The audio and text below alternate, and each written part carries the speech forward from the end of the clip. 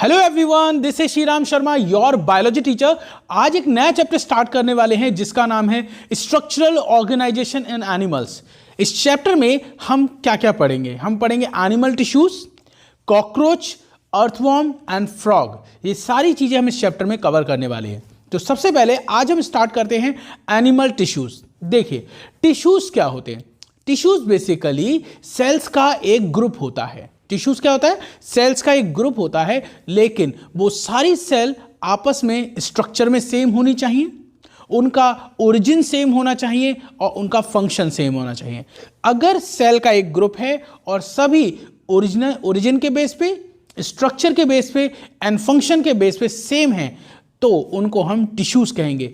लेकिन अगर ऐसा कोई सेल्स का ग्रुप है जो इन तीनों क्राइटेरिया में सिमिलर नहीं है, इन दैट केस उसको हम ग्रुप ऑफ सेल्स तो कह सकते हैं, टिश्यूज नहीं कहेंगे। अब अगर ये टिश्यूज एनिमल्स में तो एनिमल टिश्यूज, प्लांट में है तो प्लांट टिश्यूज इसको कहेंगे। आगे बढ़े, चलिए अब देखिए, ये जो एनिमल टिश्यूज हैं ये हमें 4 टाइप्स के पढ़ने को मिलेंगे।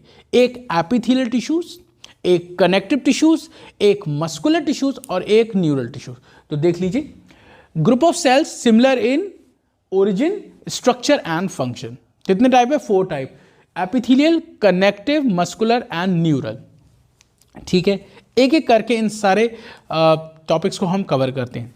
सबसे पहले स्टार्ट करते हैं एपिथेलियल टिश्यू। एपिथेलियल टिश्यू का काम होता है कवरिंग बनाना। आपकी बॉडी के चारों तरफ जो कवरिंग है इसको बनाना, या बॉडी के अंदर जो खाली जगह है जिसको हम बॉडी कैविटी कहते हैं उसकी इनर लाइनिंग बनाना।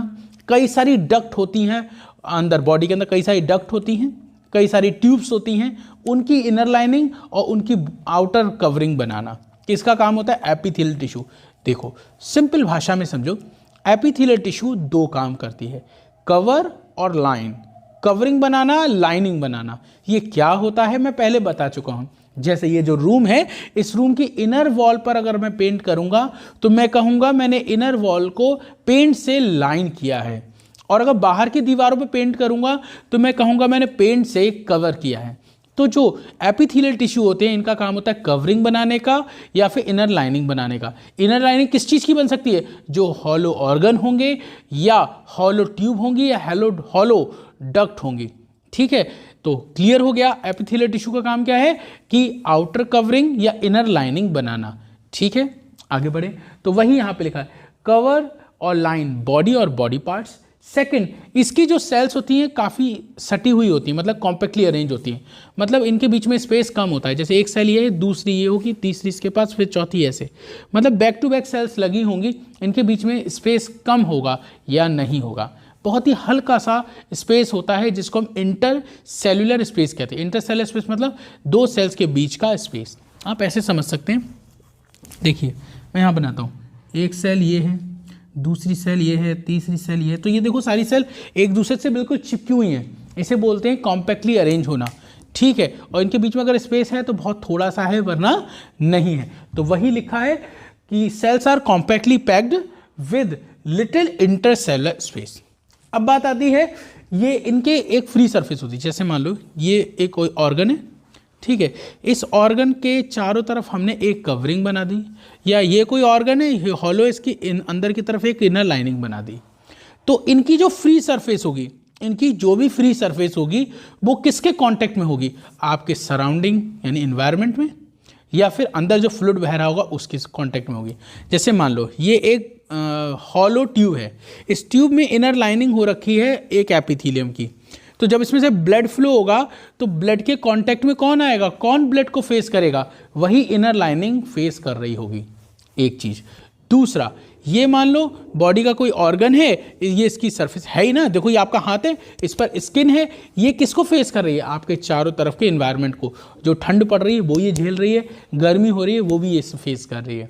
ठीक है, तो वही लिखा है, has a free surface that faces body fluid, जो बॉडी के अंदर फ्लो हो रहा होगा डक्ट के अंदर, और आउटसाइड एनवायरनमेंट, जो आउटर कवरिंग होगी वो आउटसाइड एनवायरनमेंट को फेस कर रही होगी। तो इतनी बातें क्लियर हो गई। आगे बढ़े, ये जो एपिथेलियम होती है 2 टाइप की होती है। या तो एपिथेलियल लेयर सिंगल लेयर की बनी होगी, या फिर मल्टीपल लेयर्स की बनी होगी। अगर सिंगल लेयर वाली एपिथेलियम है तो उसे हम बोलेंगे सिंपल, मल्टी लेयर वाली है तो बोलेंगे कंपाउंड। ठीक है, सिंगल है तो सिंपल, और मल्टीपल लेयर की बनी है तो कंपाउंड। अब इन दोनों के भी टाइप होते हैं। सिंपल के 4 टाइप हैं, स्क्वैमस, क्यूबाइडल, कॉलमनर, स्यूडोस्ट्रेटिफाइड। फिर से सुनिए, स्क्वैमस, क्यूबाइडल, कॉलमनर, स्यूडोस्ट्रेटिफाइड।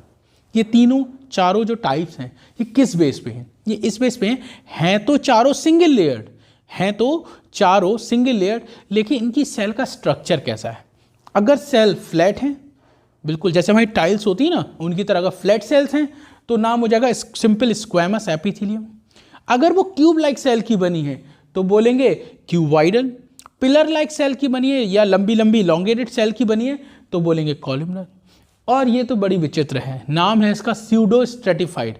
है तो सिंगल लेयर लेकिन देखने में ऐसा लगता है 2 लेयर से बना है। और ये भी क्या है, एक तरह की पिलर लाइक सेल्स हैं। ये भी किसकी बनी है? Pillar like cells. ये भी पिलर लाइक सेल्स है, ये भी पिलर लाइक सेल्स है। डिफरेंस क्या है? ये सिंगल लेयर है और सिंगल लेयर ही दिखती है, और ये वाली सिंगल लेयर है लेकिन ऐसा लगता है 2 लेयर से बनी है। ठीक है, तो इतना आपको क्लियर हो गया। फिर हम आगे बढ़ते हैं कंपाउंड में। कंपाउंड के 2 टाइप हैं, एक है ट्रांजिशनल एपिथेलियम, एक है स्ट्रेटिफाइड। ट्रांजिशनल और स्ट्रेटिफाइड की बात करते हैं। ठीक है, ट्रांजिशनल एपिथेलियम का एक और भी नाम होता है यूरोथीलियम। क्या नाम होता है मेरे बच्चों? यूरोथीलियम। देखो, जो एनसीईआरटी से रिलेटेड है वो चीज़ें हम लिख रहे हैं, जो एक्स्ट्रा पॉइंट है मैं ओरली बता रहा हूँ, अगर आप चाहो तो नोट कर सकते हो। ठीक है, तो ट्रांजिशनल एपिथेलियम का दूसरा नाम होता है यूरोथीलियम। ये हमारे एस्कीटी सिस्टम से रिलेटेड होती है। जैसे हमारा किडनी है, हमारी किडनी के अंदर एक पार्ट होता है मेड्यूला का, उसे बोलते हैं पेल्विस। फिर वहाँ से एक ट्यूब निकलती है यूरेटर, वो यूरेटर जाके एक ब्लैडर में खुलती है जिसका नाम होता है यूरिनरी ब्लैडर, और उससे निकलता है यूरेथ्रा। तो किडनी का पेल्विस, हमारे यूरेटर, यूरिनरी ब्लैडर, और मेल का जो प्रॉक्सिमल यूरेथ्रा होता है उसमें ये ट्रांजिशनल एपिथेलियम होती है। और इसकी एक खास बात होती है, ये हाईली स्ट्रेचेबल या हाईली डिस्टेंसिबल होती है। स्ट्रेचेबल का मतलब इसमें ज़्यादा खिंचाव आ सकता है। स्ट्रेचेबल जानते हो ना, स्ट्रेचेबल कपड़ा होता है, इसको खींचोगे तो खिंच जाएगा। एक होता है अनस्ट्रेचेबल, जैसे खींचोगे तो फट जाएगा। जैसे आपका पेपर कागज होता है, उसको खींचोगे फट जाएगा, वो अनस्ट्रेचेबल है। और जो स्ट्रेचेबल वाला पार्ट है मेरे बच्चों, उसको हम क्या बोलते हैं? जो स्ट्रेचेबल वाला पार्ट है उसको स्ट्रेचेबल या डिस्टेंसिबल बोलते हैं। वो कौन है? ट्रांजिशनल। इसमें हाईली स्ट्रेचेबल पावर होती है। स्ट्रेटिफाइड ये मल्टी लेयर्ड है। ठीक है, इसके 3 पार्ट है, स्क्वैमस, क्यूबाइडल, कॉलमनर। अब देखिए इनके बारे में समझते हैं। जो स्ट्रेटिफाइड है ये भी स्क्वैमस है, सिंपल है, ये भी स्क्वैमस है। क्या डिफरेंस है? ये स्क्वैमस है बट सिंगल लेयर, ये स्क्वैमस है मल्टी लेयर्ड। ठीक है, ये वाली क्यूबाइडल है मल्टी लेयर्ड, ये वाली क्यूबाइडल है सिंगल लेयर्ड। ये कॉलमनर है सिंगल लेयर्ड, ये है मल्टी लेयर्ड। ठीक है, अब जैसे एक बात समझते हैं, जो सिंपल वाली होती हैं उनका फंक्शन होता है एब्जॉर्प्शन कराना, एक्सक्रीशन कराना, सिक्रीशन कराना। ठीक है, और थोड़ा प्रोटेक्ट करना। लेकिन इनका मेजर काम प्रोटेक्शन है। सिक्रीशन और एब्जॉर्प्शन में बहुत बड़ा इनका रोल नहीं है। इनका थोड़ा सा रोल है, सिक्रीशन एब्जॉर्प्शन है, लेकिन मेन रोल किस में है? प्रोटेक्शन में। इसका थोड़ा सा काम है प्रोटेक्शन में, लेकिन मेन रोल है एब्जॉर्प्शन, एक्सक्रीशन, सिक्रीशन। ठीक है, इतनी बातें क्लियर हो गई? पक्का आगे बढ़ूं, इसको अब आगे समझाते हैं। ठीक है, देखिए अब सबसे पहले मेरे बच्चों हम लोग बात करते हैं सिंपल एपिथेलियम। सिंगल लेयर्ड है, ये बॉडी कैविटी, डक्ट या ट्यूब को लाइन कर सकती है। ठीक है, या बॉडी के बाहर की कवरिंग बना सकती है। ठीक है, वैसे इसके ही फर्दर डिवीजन होते हैं। आगे बढ़ते हैं। ठीक है, अगर आप इतना ही कर लोगे तो ये सारी एनसीईआरटी से रिलेटेड लाइंस हैं जो आपके एग्जाम में आपको बहुत हेल्प करने वाली हैं। ठीक है, सिर्फ इतना ही कर ले जिससे कम समय में आप रिवाइज कर पाए। ठीक, अब पहले पढ़ते हैं सिंपल स्क्वैमस एपिथेलियम। अगर आप सिंपल स्क्वैमस एपिथेलियम देखोगे तो वो फ्लैट सेल की बनी होती है। फ्लैट सेल मतलब जैसे हमारी टाइल्स होती हैं उनकी तरह, देखने में टाइल लाइक अपीयरेंस दिखाई देगा। कैसा अपीयरेंस दिखाई देगा? टाइल लाइक, टाइल्स की तरह दिखाई देंगे, इसीलिए इसका नाम होता है पेवमेंट एपिथेलियम। एक क्वेश्चन आता है, पेवमेंट एपिथेलियम या टेसेलेटेड एपिथेलियम कौन है? तो आप बताओगे स्क्वैमस को ही, मतलब सिंपल स्क्वैमस को ही पेवमेंट और टेसेलेटेड एपिथेलियम कहते हैं। क्वेश्चन आएगा क्यों कहते हैं, तो आप बताओगे ये फ्लैट सेल की बनी है, टाइल्स की तरह अपीयरेंस है, इसलिए इसको हम बोलते हैं पेवमेंट एपिथेलियम। और इसकी बाउंड्री इरेगुलर है, रेगुलर बाउंड्री नहीं है, इरेगुलर बाउंड्री है, इसीलिए इसको हम बोलते हैं टेसेलेटेड एपिथेलियम। क्या बोलते हैं बेटे, मेरे बेटे? टेस्लेटेड, मैं बना के दिखाता हूँ। देखो देखिए इस तरह की ये फ्लैट सेल्स है, ये देखिए इस तरह से ये फ्लैट सेल्स की बनी। तो देखो यहाँ पे बाउंड्री इरेगुलर हो गई, इरेगुलर बाउंड्री हो गई, ठीक है। इसी वजह से इसको हम बोल देते हैं टेस्लेटेड एपिथेलियम। तो क्या बताओगे, फ्लैट सेल की बनी है, टाइल लाइक अपीयरेंस है इसलिए पेवमेंट एपिथेलियम, इरेगुलर बाउंड्री है इसीलिए इसका नाम हो गया टेस्लेटेड एपिथेलियम। फिर क्या बताओगे, इसका फंक्शन होता है डिफ्यूजन और फिल्ट्रेशन कराना। क्या काम है इसका, डिफ्यूजन कराना और फिल्ट्रेशन कराना। और ज़्यादातर क्वेश्चन मेरे बच्चों एग्जाम्पल से आते हैं। तो एग्जाम्पल देखिए इसका क्या है, हमारे लंग्स होते हैं, लंग्स में एल्वुलाई होती है। एल्वुलाई क्या होती है, सैक लाइक स्ट्रक्चर। हमारे लंग्स में एल्वुलाई और उस एल्वुलाई की इनर लाइनिंग इसी सिंपल स्क्वेमस एपिथेलियम की बनी होती है। किसकी बनी होती है, सिंपल स्क्वेमस एपिथेलियम। दूसरा नेफ्रॉन, आपने नाम सुना होगा किडनी का, किडनी के अंदर नेफ्रॉन होता है और उस नेफ्रॉन के अंदर एक स्ट्रक्चर होता है वॉमेंस कैप्सूल। मैं बना के दिखाता हूं आपको, देखो देखिए नेफ्रॉन के अंदर एक स्ट्रक्चर होता है, उसका नाम होता है वॉमेंस कैप्सूल। कुछ इस तरह से होता है। इस वॉमेन कैप्सूल की जो इनर लेयर होती है, इसकी जो ये इनर लेयर है, ये जिस सेल से बनी है उनका नाम है पोडोसाइट सेल, ठीक है। तो जो पोडोसाइट सेल की बनी हुई एक लेयर है उसका नाम है पोडोसाइट लेयर, वो इस वॉमेन कैप्सूल में प्रेजेंट है। ये वॉमेन कैप्सूल नेफ्रॉन का पार्ट है और नेफ्रॉन किडनी में होता है। तो दो एग्जांपल समझ में आ गए, लंग्स की एल्वुलाई में और नेफ्रॉन के वॉमेन कैप्सूल में जो पोडोसाइट लेयर है, ये दोनों किसके एग्जाम्पल हो गए, सिंपल स्क्वेमस के। उसके बाद एंडोथेलियम, देखो ब्लड वेसल्स होती हैं, ब्लड वेसल के 3 टाइप होते हैं, आर्टरी, वेन, कैपिलरीज। तो जो कैपिलरीज होती है वो सिंगल लेयर्ड होती है, कैपिलरी पे एक ही लेयर होती है, जबकि आर्टरी और वेन पे 3 लेयर्स होती हैं, tunica externa, tunica media, tunica interna, और इसमें मसल्स भी होती हैं, ठीक है। लेकिन जो कैपिलरी होती है वो सबसे नैरो होती है, सिंगल लेयर्ड होती है, और उस सिंगल लेयर का नाम होता है एंडोथीलियम। क्या नाम होता है मेरे बच्चों, एंडोथीलियम। क्वेश्चन आता है ये, एंडोथीलियम किसकी इनर लाइनिंग है, आप बताओगे, कैपिलरी सिंगल लेयर्ड है, उसी की लेयर का नाम होता है एंडोथीलियम। और ये एंडोथीलियम किसका टाइप है, स्क्वेमस का। एंडोथेलियम किसका टाइप है, स्क्वेमस का। उसके बाद जो लंग्स होते हैं, जो लंग्स है उनकी चारों तरफ एक कवरिंग होती है, उस कवरिंग का नाम होता है प्लूरा। क्या नाम होता है मेरे बच्चों, प्लूरा। तो प्लूरा ऑफ लंग्स ये भी इसी का टाइप है। एक होती है पेरिकार्डियम, हार्ट के चारों तरफ, वो भी इसी का टाइप है, ठीक। तो स्क्वेमस की सारी बातें क्लियर हो गई। क्या क्या समझा, फ्लैट सेल की बनी है, पेवमेंट टेस्लेटेड एपिथेलियम कहते हैं, डिफ्यूजन फिल्ट्रेशन इसका काम है। इसके अलावा ये कहाँ कहाँ मिलेगी, तो एल्वुलाई ऑफ लंग्स में मिलेगी, podocyte layer of Bowman's capsule of nephron ये किडनी में मिलेगी, उसके बाद लंग्स के ऊपर जो प्लूरा प्रेजेंट है वो मिलेगी, कैपिलरी में जो एंडोथेलियम है वो होगी। ये सब किसके एग्जाम्पल होगा, सिंपल स्क्वेमस के। अगर इसके बाद हम आगे बढ़ें तो हम देखेंगे cube like cells, cuboidal epithelium. Simple cuboidal, नाम से ही पता लग रहा है, सिंपल मतलब सिंगल लेयर्ड है, और वो किसकी बनी है, क्यूब लाइक सेल्स की बनी है। किसकी बनी है, क्यूब लाइक सेल्स की। क्यूब लाइक सेल्स से क्या मतलब है, ये देखो मैं बना के दिखाता हूँ। ये देखो क्यूब लाइक सेल्स है इस तरह से, ठीक है, ये क्यूब लाइक सेल है। अच्छा हाँ, एक चीज़ और, इसमें नीचे की तरफ एक मेम्ब्रेन होती है, उसका नाम होता है बेसमेंट मेम्ब्रेन। ये जितने भी एपिथेलियम आप पढ़ रहे हो सब में बेसमेंट मेम्ब्रेन होती है, सिर्फ ट्रांजिशनल एपिथेलियम को छोड़कर, इसमें बेसमेंट मेम्ब्रेन नहीं होती, बाकी सब में बेसमेंट मेम्ब्रेन होती है। तो जो नीचे बनी है ये बेसमेंट मेम्ब्रेन है, और ये ऊपर जो है ये क्यूब लाइक सेल्स हैं। क्या है मेरे बच्चों, क्यूब लाइक सेल। अगर लेयर में बहुत सारी क्यूब लाइक सेल्स हैं तो उसका नाम हो जाएगा क्यूबाइडल एपिथेलियम। फ्लैट सेल हैं तो स्क्वेमस एपिथेलियम, और पिलर लाइक सेल्स हैं तो नाम हो जाएगा कॉलमनर एपिथेलियम। पिलर लाइक है तो कॉलमनर। एक काम कर देता हूं मैं, यहाँ पे डिवीजन कर देता हूं इस तरह से, तो आप सेपरेट पढ़ पाओगे, है ना, अब सेपरेट हो रहा होगा। तो देखिए, तो क्या देखेंगे, ये क्यूब लाइक सेल्स की बनी होती है, पिलर लाइक सेल्स की बनी होती है।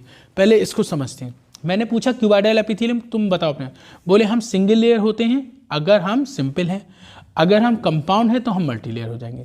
हमने कहा कौन सी सेल्स के बने हो, तो ये बोले हम क्यूब लाइक सेल के बने हैं, और हमारे 3 फंक्शन हैं, एब्जॉर्प्शन, एक्सक्रीशन एंड सिक्रीशन। बोलो, एब्जॉर्प्शन, एक्सक्रीशन एंड सिक्रीशन, ये किसके फंक्शन है, क्यूबाइडल एपिथेलियम के। ये कहाँ मिलेगी, जिसमें सबसे पहला आंसर सबसे इंपॉर्टेंट है, जर्माइनल लेयर।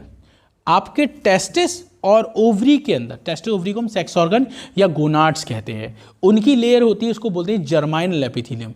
तो मेरे बच्चों वो जो जर्माइनल एपिथेलियम है ना, उस जर्माइनल एपिथेलियम को हम बोलते हैं सिंपल क्यूबॉइडल एपिथेलियम। क्वेश्चन आता है ये, germinal epithelium is an example of, तो आप बताओगे is an example of simple cuboidal epithelium. Clear हो गया। दूसरा, जो थायराइड ग्लैंड होती है, जो हमारे पास थायराइड ग्लैंड होती है नेक में, ट्रैकिया के ऊपर वेंट्रल साइड पे, उस थायराइड ग्लैंड के अंदर वेसिकल होती है, और उस वेसिकल के चारों तरफ जो सेल्स होती हैं वो सिंपल क्यूबॉइडल एपिथेलियम होती हैं। कुछ क्यूबॉइडल एपिथेलियम मिलेंगे डक्ट के अंदर, जो हमारी बॉडी में ग्लैंड्स होती हैं, उन ग्लैंड्स के अंदर जो ग्लैंड्स में डक्ट होती हैं, उन डक्ट की इनर लाइनिंग बनाने के लिए भी क्यूबॉइडल एपिथेलियम की रिक्वायरमेंट होती है। ये भी क्लियर हो गया। फिर आगे बढ़ते हैं। अब यहाँ पर हमने दो मॉडिफिकेशन की बात करी है, कौन कौन सी, ब्रश वाटर और क्यूबॉइडल, सॉरी ब्रश वाटर और सीलिएटेड। क्यूब लाइक सेल हूँ, ये देखो ये क्यूब लाइक सेल है, और इसकी ये जो फ्री सरफेस है, इस पर छोटे छोटे छोटे छोटे बहुत सारे माइक्रोविलाई लगे हुए हैं। ये देखो छोटे छोटे बहुत सारे माइक्रोविलाई लगे हैं। क्या लगे मेरे बच्चों, ये याद रखना, इसको हम यहाँ पे लिख लेंगे, यहाँ पे लिखेंगे अभी, ठीक है। अगर फ्री सरफेस पर बहुत सारे माइक्रोविलाई हों और वो जो सेल हों वो क्यूब लाइक हों, तो इसे हम बोलते हैं ब्रश वाटर क्यूबॉइडल एपिथेलियम। क्या बोलते हैं, brush water cuboidal epithelium. Example से ही क्वेश्चन आता है सबसे ज़्यादा। अच्छा, और अगर यहाँ पे माइक्रोविलाई की जगह सीलिया होता तो बोलते सीलिएटेड क्यूबॉइडल एपिथेलियम। तो मैं यहाँ पे लिख देता हूँ, इनके पास क्या होगा, माइक्रोविलाई। क्या होगा मेरे बच्चों, माइक्रोविलाई। तो देखो ना, टूथब्रश की तरह स्ट्रक्चर बन गया, तो इसलिए नाम होगा ब्रश वाटर। कहाँ मिलेगा, ये बहुत इंपॉर्टेंट है मेरे बच्चों, स्टार बना लीजिए इस पे, ठीक है। नेफ्रॉन का एक पार्ट होता है, वॉमन कैप्सूल जो अभी पढ़ाया था मैंने, जहाँ पे पोडोसाइट लेयर पढ़ाई थी, ऐसे ही नेफ्रॉन का एक पार्ट होता है पीसीटी, प्रॉक्सिमल कन्वुलेटेड ट्यूब्यूल। क्या नाम है, प्रॉक्सिमल कन्वुलेटेड ट्यूब्यूल। इस प्रॉक्सिमल कन्वुलेटेड ट्यूब्यूल की इनर लाइनिंग जो होती है वो क्यूब लाइक सेल्स की होती है, लेकिन उसमें माइक्रोविलाई होते हैं। मैंने पूछा ऐसा क्यों, ऐसा स्पेशल क्यों दे रखा है, तो आप बताओगे जो क्यूब लाइक सेल होती हैं वो सरफेस एरिया को बढ़ा देती हैं, और अगर सरफेस एरिया बढ़ गया तो एब्जॉर्प्शन का रेट भी इंक्रीज हो जाता है। क्या बढ़ गया, अगर सरफेस एरिया इंक्रीज हो गया तो एब्जॉर्प्शन का रेट भी बढ़ जाता है। क्लियर हो गई बात। आगे बढ़े तो देखिए, सिंपल क्यूबॉइडल एपिथेलियम का एक मॉडिफिकेशन है brush water cuboidal epithelium. They having microvilli eight there free surface, और इसका एग्जांपल है पीसीटी ऑफ नेफ्रॉन। क्वेश्चन आता है मैक्सिमम रीएब्जॉर्प्शन, क्वेश्चन सुनिए, मैक्सिमम रीएब्जॉर्प्शन नेफ्रॉन के किस पार्ट से होगा, नेफ्रॉन का कौन सा पार्ट है जहां से मैक्सिमम रीएब्जॉर्प्शन होगा और क्यों होगा, तो आप बताओगे नेफ्रॉन के पीसीटी वाले पार्ट से सबसे ज़्यादा रीएब्जॉर्प्शन होता है, क्योंकि वहाँ पर ब्रश वाटर क्यूबॉइडल एपिथेलियम होती है, दैट मीन वहाँ पर बहुत सारे माइक्रोविलाई होते हैं, and they are capable to increase the surface area, to increase the rate of absorption. Clear हो गया। अगला देखते हैं। नेक्स्ट है क्यूबॉइडल, कौन सी, सीलिया वाली। सीलिएटेड क्यूबॉइडल एपिथेलियम नेफ्रॉन के अदर ट्यूबुलर पार्ट में देखने को मिलेगी, जिसमें एक फेमस है कलेक्टिंग डक्ट। नेफ्रॉन जहां ओपन होता है उसे बोलते हैं कलेक्टिंग डक्ट। उसके अलावा नेफ्रॉन के अदर ट्यूबुलर पार्ट भी हैं, उन पार्ट में आपको सीलिया वाली क्यूबॉइडल एपिथेलियम मिलेगी, ब्रश वाटर वाली सिर्फ पीसीटी पर होती है। ये वाला बहुत इंपॉर्टेंट है, भूलना नहीं है। यहाँ सीलिया होगा फ्री सरफेस पर, और इस वाले में माइक्रोविलाई था फ्री सरफेस पर। क्लियर हो गई। आगे बढ़े, चलिए अब हम बात करते हैं कॉलम लाइक सेल्स की, सिंपल कॉलमनर एपिथेलियम। हम लोग किसकी बात करेंगे, सिंपल कॉलमनर एपिथेलियम। देखिए सिंपल कॉलमनर एपिथेलियम, देखिए ये पिलर लाइक सेल्स की बनी है। किसकी बनी है, पिलर लाइक सेल्स की बनी है। इन सेल के बेस पर न्यूक्लियस होता है, इन सेल के बेस पर न्यूक्लियस प्रेजेंट होता है। ये सेल इलोंगेटेड होती हैं, पिलर लाइक होती हैं, और इनका काम सिक्रीशन और एब्जॉर्प्शन है। क्या चीज़ कम हो गई, यहाँ पे देखो एक्सक्रीशन एक्स्ट्रा है, ठीक है ना, सिक्रीशन एब्जॉर्प्शन, सिक्रीशन एब्जॉर्प्शन, क्या हटा दिया, एक्सक्रीशन। तो पहले वाले का काम क्या था, इसका काम देखो, इसका काम था आपका डिफ्यूजन एंड फिल्ट्रेशन। ठीक, ये काम जरूरी याद रखना, एग्जाम में आते हैं। डिफ्यूजन फिल्ट्रेशन किसका काम है, स्क्वेमस का। एब्जॉर्प्शन सिक्रीशन एक्सक्रीशन किसका काम है, क्यूबॉइडल का। और इसका काम सिर्फ एब्जॉर्प्शन और सिक्रीशन एक्सक्रीशन नहीं है, किसका? कॉलमनर का। अब ध्यान से सुनिए, पिलर लाइक सेल्स की बनी है, न्यूक्लियस इनके बेस पर प्रेजेंट होता है और इनका काम सिक्रीशन एब्जॉर्प्शन है। जैसे इसके मॉडिफिकेशन इसके भी हैं, मॉडिफिकेशन तो कई सारे हैं, यहाँ पे हमने 2 लिखे हैं। एक लिखा है ब्रश बॉर्डर कॉलमनर एपिथेलियम। क्या नाम है? Brush border columnar epithelium. मतलब ये पिलर लाइक सेल का बना होगा और इसकी फ्री सरफेस पर बहुत सारे माइक्रोविलाई होंगे। ऐसा कहाँ देखने को मिलता है? आप बताओगे स्टमक में और इंटेस्टाइन में, स्टमक में और इंटेस्टाइन में, ठीक है। अच्छा, फिर आएगा सीलिएटेड कॉलमनर एपिथेलियम। मतलब पिलर लाइक सेल्स हैं, उनकी फ्री सरफेस से माइक्रोविलाई नहीं है, क्या है? सीलिया है मेरे बच्चों, ठीक है। ऐसा कहाँ देखने को मिलेगा? लंग्स के अंदर ब्रोंक्यूल्स होते हैं जिनसे एयर अंदर आती है, उन ब्रोंक्यूल्स की इनर लाइनिंग में सीलिएटेड कॉलमनर एपिथेलियम होगी। और फैलोपियन ट्यूब, ये याद रखना, ये नहीं भूल सकते, ये क्वेश्चन आया हुआ है। तो जो फैलोपियन ट्यूब है इसके अंदर भी सीलिएटेड कॉलमनर एपिथेलियम होती है, ठीक है। तो याद रहे, ये सीलिएटेड कॉलमनर एपिथेलियम है फैलोपियन ट्यूब में, और ये सीलिएटेड क्यूबाइडल है।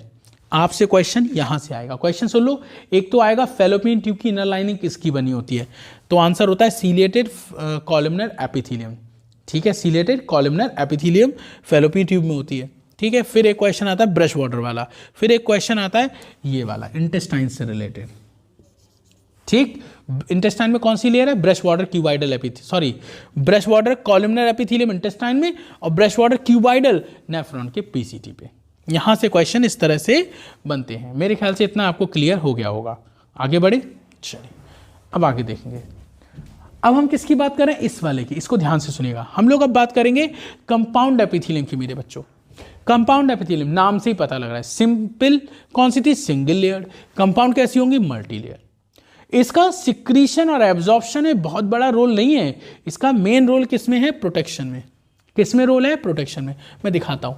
एक तो स्किन की जो ड्राई सरफेस है, हमारी जो स्किन की ड्राई सरफेस है, इसके ऊपर प्रेजेंट होना इसका काम है, जिससे कि स्किन प्रोटेक्टेड रहे, रप्चर ना हो, कोई टीयरिंग ना हो। दूसरा, अब मॉइस्ट सरफेस, आप माउथ खोलोगे तो माउथ की जो बक्कल कैविटी होती है, माउथ के अंदर खाली जगह होती है, इसे हम बक्कल कैविटी कहते हैं। अंदर देखो सॉफ्ट लाइनिंग होती है, उस सॉफ्ट लाइनिंग को भी कौन बनाएगा? Compound epithelium. मैं टाइप भी बता दूंगा और डेप्थ में। उसके अलावा कई सारी डक्ट होती हैं, जैसे सलाइवरी ग्लैंड की डक्ट हो गई, पेनक्रियास की डक्ट हो गई, स्वेट ग्लैंड की डक्ट हो गई, मैमरी ग्लैंड की डक्ट हो गई। इन सारी डक्ट के इनर लाइनिंग भी कौन बनाएगा? Compound epithelium. उसके अलावा केमिकल से प्रोटेक्ट करना, मैकेनिकल स्ट्रेस से प्रोटेक्ट करना, इन्हीं लेयर का काम है। मतलब ओवरऑल ये प्रोटेक्शन आपको दे रहे हैं। देखो बहुत सारे टाइप होते हैं। एक चीज़ और समझा देता हूँ, यहीं पे समझा देता हूँ। जो स्ट्रेटिफाइड है इसका मतलब मल्टी लेयर, स्क्वैमस स्ट्रेटिफाइड का मतलब है मल्टी लेयर है, लेकिन इसकी आउटर लेयर जो होगी वो फ्लैट सेल से बनी होगी। ऐसे यहाँ पर outer layer cube like cell की बनी होगी, outer layer pillar like cells की बनी होगी। इसके 2 टाइप होते हैं, एक होता है कैरेटिनाइज्ड, एक होता है नॉन कैरेटिनाइज्ड। स्क्वैमस के 2 टाइप्स होते हैं, कैरेटिनाइज्ड स्क्वैमस एपिथेलियम, एक होता है keratinised non squamous, sorry keratinised squamous epithelium, और दूसरा होता है नॉन कैरेटिनाइज्ड स्क्वैमस एपिथेलियम। क्या डिफरेंस है दोनों में? एक जो कैरेटिनाइज्ड है उसके अंदर कैरेटिन प्रोटीन होगी, और एक जो नॉन कैरेटिनाइज्ड है वहां पे कैरेटिन प्रोटीन नहीं होगी। अब देखो, जब कहीं भी कहीं पे कैरेटिन प्रोटीन होगा, जब कहीं भी कैरेटिन प्रोटीन प्रेजेंट होता है, कैरेटिन प्रोटीन आपके हेयर में होता है। आपने शैम्पू का ऐड देखा होगा, ऑयल का ऐड देखा, मतलब बालों का जब भी ऐड देखा होगा तो कैरेटिन की बात जरूर करते हैं वो लोग, ठीक है। तो कैरेटिन प्रोटीन अगर है तो वो या तो ड्राई हार्ड सरफेस हो सकती है या डेड सरफेस हो सकती है। जैसे मैं आपको बताता हूँ, हमारे नेल्स जो हैं वो कैरेटिनाइज्ड स्क्वैमस एपिथेलियम है उसके पास, हमारे हेयर उसमें भी है, स्किन की जो आउटर ड्राई सरफेस है वो भी इसी का टाइप है। लेकिन जो स्मूथ पार्ट होते हैं वहाँ पे कैरेटिन नहीं होती। जैसे आपका बक्कल कैविटी, उसमें स्मूथ सरफेस चाहिए, वहाँ पे नॉन कैरेटिनाइज्ड स्क्वैमस एपिथेलियम होगी। आपके ईसोफेगस में, आपके फेरिंग्स में, फीमेल की वेजाइना में भी आपको ये नॉन कैरेटिनाइज्ड स्क्वैमस एपिथेलियम मिलेगी। क्यूबाइडल और कॉलमनर, ये डक्ट की इस लाइन को ध्यान से सुनो, क्यूबाइडल और कॉलमनर, ये ग्लैंड की जो डक्ट्स होती हैं उनकी इनर लाइनिंग बना रहे होते हैं। जो ग्लैंड्स होती है हमारी, उनकी डक्ट की जो इनर लाइनिंग होती है वो ये दोनों बना रहे होते हैं। क्लियर हो गया? यहाँ तक मेरे ख्याल से पूरा समझ में आ गया होगा। ठीक है, उसके बाद अब बात करते हैं ग्लैंड्स की। ग्लैंड्स के पहले दो टाइप कैसे बनी हो, पहले तो समझो ग्लैंड्स क्या हैं। देखो, सेल्स के ग्रुप को हम टिश्यू बोलते हैं, और टिश्यूज का ऐसा ग्रुप जो कुछ ना कुछ सिक्रीट कर रहा हो, चाहे वो कोई केमिकल हो, एंजाइम हो या हार्मोन हो।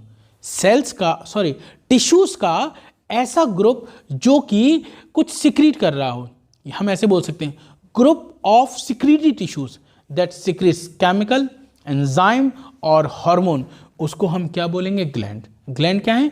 Group of secretory tissues. Gland क्या है? Group of secretory tissues that secrete chemical, enzyme और हार्मोन। क्लियर? अच्छा, ये दो टाइप की हैं, यूनिसेलर और मल्टीसेलर। अगर सिंगल सेल है की बनी हुई ग्लैंड है तो यूनिसेलर, मल्टीपल सेल्स की बनी ग्लैंड है तो मल्टीसेलर। अब जैसे हमारे स्टमक के अंदर गॉबलेट सेल होती हैं जो म्यूकस बनाती हैं, हमारी स्मॉल इंटेस्टाइन में पैनेज सेल होती है। तो स्टमक के अंदर की गॉबलेट सेल, इंटेस्टाइन के अंदर की पैनेज सेल, ये दोनों सिंगल सेल हैं और ग्लैंड की तरह काम करती हैं, इसीलिए इनको हम यूनिसेलर ग्लैंड कहते हैं। और ये आया हुआ क्वेश्चन है, ध्यान रखिएगा इसका। मल्टीसेलर ग्लैंड, अरे ये तो बहुत सारी होती हैं, इन दोनों को छोड़ के ज़्यादातर जितनी भी ग्लैंड है सब मल्टीसेलर मेरे बच्चा। सलाइवरी ग्लैंड हो, पैनक्रियाटिक ग्लैंड हो, ठीक है, पैनक्रियास हो, सलाइवरी ग्लैंड हो, स्वेट ग्लैंड हो, और क्या कहते हैं सिवेशियस ग्लैंड हो, सेरुमिनस ग्लैंड हो, उसके अलावा मेमरी ग्लैंड हो, ये सब मल्टीसेलर ग्लैंड है। ठीक है, इसके अलावा 3 और टाइप की ग्लैंड्स होती हैं, ठीक है, वो भी सुन लो, फटाफट बता देता हूँ। Exocrine, endocrine, mixed. Exocrine gland कौन सी? जो एंजाइम बनाती हो, केमिकल बनाती हो। एंडोक्राइन कौन सी? जो हार्मोन बनाती हो। मिक्स्ड ग्लैंड कौन सी? जो दोनों की तरह काम करती हैं। ये तो बहुत पहले से आप लोग पढ़ते हुए आ रहे हो, आगे केमिकल कंट्रोल वाले चैप्टर में ही पढ़ाऊंगा, लेकिन लगे हाँ तो यहाँ भी बता ही देता हूँ मैं आपको। देखो, एक्सोक्राइन ग्लैंड कौन सी होती है? जो केमिकल और एंजाइम बनाती हैं। ये इनका ट्रांसपोर्ट डक्ट के थ्रू करती हैं, इसीलिए इनको डक्ट ग्लैंड कहते हैं। जैसे सलाइवरी ग्लैंड एंजाइम बनाती है, पैनक्रियास हम यहाँ नहीं ले सकते, गलत हो जाएगा। सलाइवरी ग्लैंड हो जाएगी, स्वेट ग्लैंड हो जाएगी, सिवेशियस ग्लैंड हो जाएगी, मेमरी ग्लैंड हो जाएगी। क्या हो जाएगी? Mammary gland. अच्छा, दूसरा एंडोक्राइन ग्लैंड जो हार्मोन बनाए, और हार्मोन का ट्रांसपोर्ट ब्लड के थ्रू होता है, इसीलिए इन ग्लैंड को डक्ट की ज़रूरत नहीं होती। इसी कारण से एंडोक्राइन ग्लैंड को डक्टलेस ग्लैंड कहते हैं। क्या बोलते हैं?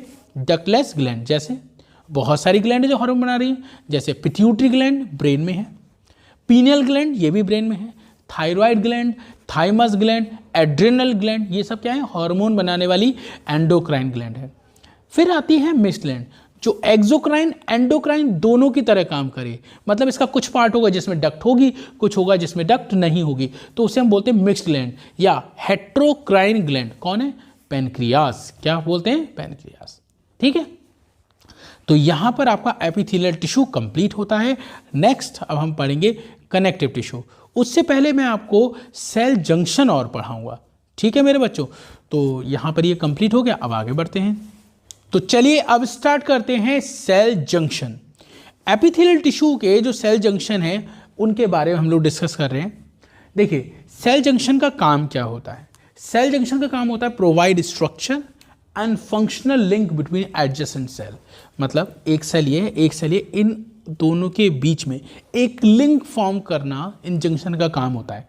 अब ये लिंक कैसा हो सकता है? वो कोई स्ट्रक्चरल और फंक्शनल दोनों तरह का लिंक हो सकता है। ये भी 3 तरह के, tight junction, adhering junction, gap junction. कौन कौन से? टाइट, एडरिंग और गैप जंक्शन। ठीक, अब देखो एक एक करके समझते हैं। सबसे पहले एडरिंग है, ये सीमेंटिंग का काम करता है। सीमेंटिंग का मतलब जैसे हमारे घर में सीमेंट होता है बिल्कुल फिक्स करने के लिए, सीमेंटिंग का मतलब फिक्स करने के लिए आसपास की चीज़ों को, तो वही है perform cementing to keep neighbouring cell together. आसपास की सेल साथ में रहें, चिपकी रहें, जुड़ी रहें, उसके लिए जो जिम्मेदार है वो है एडरिंग वाला। दूसरा टाइट जंक्शन, ये लीकेज से बचाता है, stop substances from leaking across the tissue. इस टिश्यू का चीज इस टिश्यू के पास ना जाए उससे रोकता है। पहला कौन सा? एडहरिंग, एडहेर करने वाला, जोड़ने वाला, अटैच करने वाला। तो एडहेर मतलब जोड़ने वाला। तो एक सेल ये, इन दोनों सेल को जोड़ने की जिम्मेदारी एडहरिंग जंक्शन की। उन दोनों के बीच में मटेरियल का ट्रांजैक्शन ना हो, ना इधर से इधर जाए ना इधर से इधर जाए, नो लीकेज एट ऑल, तो उसके लिए कौन जिम्मेदार है? Tight junction. और अगर इनके साइटोप्लाज्मिक कनेक्शन बने रहें, इधर की चीज इधर जा सके या इधर की चीज इधर जा सके, तो उसके लिए हमें क्या चाहिए? Gap junction. क्या चाहिए? Gap junction. Facilitate communication between adjoining cell, आसपास की जो सेल्स होती हैं उनको एक फैसिलिटी देना है, कम्युनिकेशन, आपस में कम्युनिकेट कर पाए with the help of cytoplasm, ठीक है, जिसकी वजह से आयंस का, स्मॉल मॉलिक्यूल्स का और सम टाइम लार्ज मॉलिक्यूल का भी लेन देन हो सके। तो हमने क्या देखा? जो जंक्शंस होते हैं वो स्ट्रक्चरल और फंक्शनल लिंक फॉर्म करते हैं आसपास की सेल में, नेबरिंग सेल्स में। अगर इनको जोड़ना है, आपस में अटैच रखना है, तो एडहरिंग जंक्शन। उनके बीच में कोई भी चीज़ का लीकेज ना हो, इधर की चीज़ इधर ना जाए, इधर की चीज़ इधर ना जाए, तो आपस में कोई लेन देन ना हो, उसके लिए टाइट जंक्शन। और लेन देन बना रहे with the help of cytoplasm, तो उसे हम बोलते हैं गैप जंक्शन। इस लेन देन में गैप जंक्शन की हेल्प से आयन एक जगह से दूसरी जगह जा सकते हैं, एक सेल से दूसरी जगह। आयंस के अलावा स्मॉल मॉलिक्यूल और कभी कभी लार्ज मॉलिक्यूल का भी लेन देन हो जाता है इन जंक्शन के थ्रू। तो यहां पर हमारा एपिथेलियल टिश्यू कंप्लीट होता है। अब हम बात करेंगे नेक्स्ट कनेक्टिव टिश्यू की। देखो मेरे बच्चों, कनेक्टिव टिश्यू क्या है? नाम से पता लग रहा है, वांट टू कनेक्ट समथिंग। ये क्या करना चाहता है? कनेक्ट करना चाहता है। एक ये है कि इनको आपस में कनेक्ट करने वाला जो टिश्यू होता है उसको हम कनेक्टिव टिश्यू कहते हैं। एग्जाम्पल समझिए, ब्लड। ब्लड आपकी बॉडी के हर एक पार्ट को एक दूसरे से कनेक्ट रख रहा है। कौन? आपका ब्लड बॉडी के हर एक पार्ट को एक दूसरे पार्ट से कनेक्ट रख रहा है। कौन? ब्लड। ये बात क्लियर हो गई? ब्लड एक दूसरे से कनेक्ट रख रहा है, बॉडी के हर एक पार्ट को कनेक्ट रख रहा है ना मेरे बच्चों? चलिए अब आगे समझते हैं। ब्लड का काम हो गया कनेक्ट करने का। किसको कनेक्ट करने का? बॉडी के डिफरेंट पार्ट्स को। किसको कनेक्ट करना मेरे बच्चों? आप बताओगे। बॉडी के डिफरेंट पार्ट्स को आपस में कनेक्ट करने की जिम्मेदारी किसकी हो गई? ब्लड को। तो ब्लड एक तरह का कनेक्टिव टिश्यू हो गया, लेकिन वो फ्लूइड फॉर्म में होता है, इसलिए उसको फ्लूइड कनेक्टिव टिश्यू भी कहते हैं। क्या बोलते हैं मेरे बच्चे? Fluid connective tissue. इसको डिटेल में हम पढ़ेंगे सर्कुलेटरी वाले में, ठीक है? अभी फिर ओवरव्यू जानेंगे। चलिए अब इनके बारे में बात करते हैं। दूसरा पॉइंट, एक तो काम हो गया कनेक्ट करना। तो देखो, it links and support other tissues और ऑर्गन। बॉडी के डिफरेंट टिश्यूज को आपस में जोड़ना, उन बॉडी के बहुत बहुत ऑर्गन को जोड़ना, डिफरेंट पार्ट्स को आपस में लिंक करना, कनेक्ट करना और सपोर्ट भी देना। कनेक्ट ही करना नहीं, सपोर्ट भी देना, कनेक्टिव टिश्यू का काम है। और एनिमल, जितने भी कॉम्प्लेक्स एनिमल है, इसमें सबसे ज्यादा कौन सा टिश्यू मिलेगा? तो आप बताओगे कनेक्टिव टिश्यू ही वो टिश्यू है जो सबसे ज्यादा होता है। मोस्ट अबेंडेंट टिश्यू किसका? कॉम्प्लेक्स एनिमल का। कौन होता है? Connective tissue. इसमें मेजरली तीन चीजें होती हैं, सेल्स, फाइबर्स और मैट्रिक्स। मैट्रिक्स पॉलीसैकेराइड का बना हुआ वो ग्राउंड सब्सटेंस है जिसके अंदर सेल्स भी होती हैं, फाइबर्स भी होते हैं। फाइबर 3 टाइप के हैं, reticular fibre, collagen fibre, elastin fibre. और जो सेल्स हैं 3rd नंबर पे, वो बहुत सारे टाइप की हैं, जैसे मैक्रोफेजेस सेल, जैसे natural killer cell, mast cell, plasma cell, बहुत सारे टाइप की सेल्स आपको देखने को मिलेंगी। इन सब में सबसे इंपॉर्टेंट है फाइब्रोब्लास्ट सेल। फाइब्रोब्लास्ट सेल का काम क्या होता है? फाइब्रोब्लास्ट सेल का काम होता है मैट्रिक्स और फाइबर बनाना। देखो, कनेक्टिव टिश्यू के 3 कंपोनेंट, फाइबर, मैट्रिक्स और सेल्स। फाइबर, मैट्रिक्स और सेल। एक सेल है फाइब्रोब्लास्ट सेल, वो ये दोनों चीजें बनाती है, मैट्रिक्स ही बनाती है और फाइब्रोब्लास्ट ही बनाती है। अब इंपॉर्टेंट चीज, जितने भी कनेक्टिव टिश्यू देखोगे, हर एक कनेक्टिव टिश्यू में ये तीनों चीजें होंगी। हर एक कनेक्टिव टिश्यू में तीनों चीजें होंगी। कौन सी तीनों चीजें? फाइबर्स, सेल्स और मैट्रिक्स। लेकिन ब्लड एक ऐसा कनेक्टिव टिश्यू है जिसमें फाइबर्स नहीं होती। कई बार आपको ऑप्शन में यह भी लिखा मिल सकता है कि ब्लड एक ऐसा कनेक्टिव टिश्यू है जिसमें फाइब्रोब्लास्ट सेल नहीं होती हैं। ऐसा क्यों लिखा मिलता है? ऐसा इसलिए लिखा मिलता है कि फाइब्रोब्लास्ट रिस्पॉन्सिबल है फॉर सिंथेसिस ऑफ फाइबर, लेकिन मैट्रिक्स तो होता है ना। देखो, ब्लड के 2 कंपोनेंट, प्लाज्मा जो मैट्रिक्स है और दूसरा सेल्स। तीसरा जो कंपोनेंट है फाइबर्स, वो ब्लड में नहीं है। तो एक बार देख लेते हैं। ये लिंक एंड सपोर्ट कर रहा है आसपास के टिश्यूज और ऑर्गन को। दूसरा मोस्ट अबेंडेंट टिश्यू है कॉम्प्लेक्स एनिमल में, कंसिस्ट ऑफ मैट्रिक्स, उसके बाद फाइबर्स और सेल्स। ये ब्लड में नहीं होते। फाइबर्स कितने टाइप के? 3, रेटिकुलर, कोलेजन और इलास्टिन फाइबर। फिर ये कुछ सेल्स जो मैंने अभी आपको बताई, ठीक है। मैट्रिक्स के अंदर ही ये तीनों चीजें, ये दोनों चीजें एक्यूमुलेट होती हैं, ठीक है। Matrix accumulate between the cells और फाइबर्स। सेल्स और फाइबर्स के बीच में मैट्रिक्स है, या हम कहें मैट्रिक्स के अंदर ये दोनों चीजें प्रेजेंट हैं। आप ऐसे भी कह सकते हो मैट्रिक्स के बीच में मैट्रिक्स सेल्स और फाइबर्स के बीच में है, या आप ऐसे बोलो मैट्रिक्स के अंदर सेल्स और फाइबर्स प्रेजेंट होते हैं। इतनी बात समझ में आ गई। अब हम कनेक्टिव टिश्यू को कितने पार्ट्स में पढ़ेंगे वो देखिए। कनेक्टिव टिश्यू को हम 3 पार्ट्स में पढ़ने वाले हैं, loose connective tissue, dense connective tissue, specialised. क्या मतलब है? लूज का मतलब है इसके अंदर जो फाइबर्स हैं, जो सेल्स हैं, वो लूजली पैक्ड हैं, काफ़ी डेंसली नहीं है। और डेंस होता है तो उसमें बहुत ही कसी हुई है, डेंस है, उसके बीच में स्पेस नहीं है। और स्पेशलाइज्ड तो ये अलग है ही फिलहाल। लूज कनेक्टिव टिश्यू के 2 टाइप, एरियोलर और एडिपोस। डेंस के 2 टाइप, रेगुलर और इरेगुलर। अब रेगुलर का ही मतलब समझ लेते हैं। रेगुलर का मतलब होता है एक पैटर्न में अरेंज है, जो फाइबर्स हैं वो कॉम्पैक्टली अरेंज है, डेंसली अरेंज है, और एक किसी पैटर्न में, ये नहीं रैंडम एक इधर पड़ा है, एक इधर पड़ा है, एक इधर पड़ा है, एक इधर पड़ा है, एक इधर पड़ा है, ऐसा नहीं, सब एक पैटर्न में अरेंज है। अगर पैटर्न में अरेंज है, डेंसली पैक्ड है, तो डेंस रेगुलर। और ऐसी स्कैटर्ड है लेकिन है डेंस, कोई पैटर्न नहीं है उसमें। स्कैटर्ड का मतलब हैं फैले हुए लेकिन डेंसली फैले हुए हैं और पैटर्न नहीं है कोई, तो इर्रेगुलर हो जाएगा।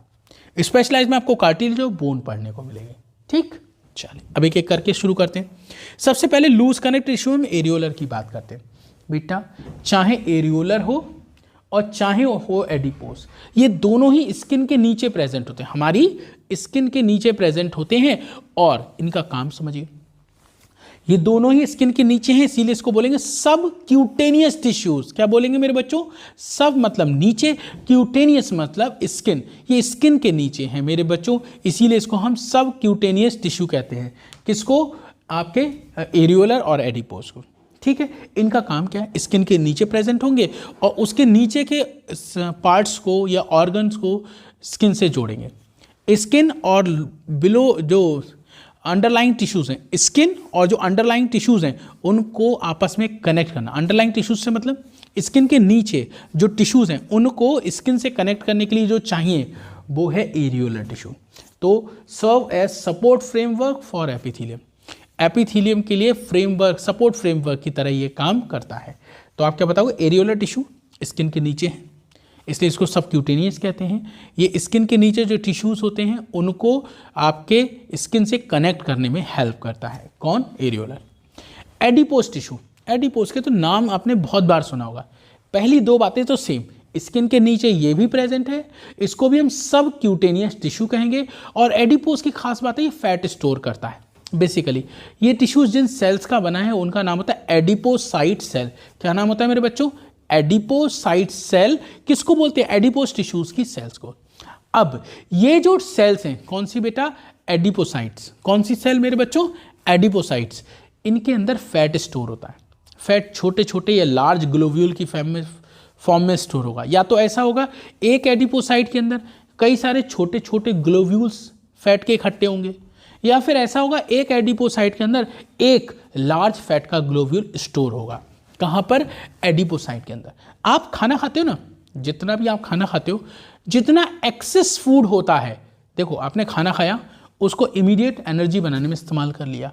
दूसरा, आपने खाना खाया लेकिन वो एक्सेस फूड है, उसको आप इमीडिएटली यूज़ नहीं कर रहे हो, तो वो फैट में कन्वर्ट हो जाता है और इन्हीं सेल्स में स्टोर हो जाता है। उसी से धीरे धीरे धीरे धीरे मोटापा बढ़ने लगता है। बात समझ में आ रही है मेरी क्या कह रहा हूँ? जो फैट है मेरे बच्चों, क्या चाहिए मेरे बच्चों?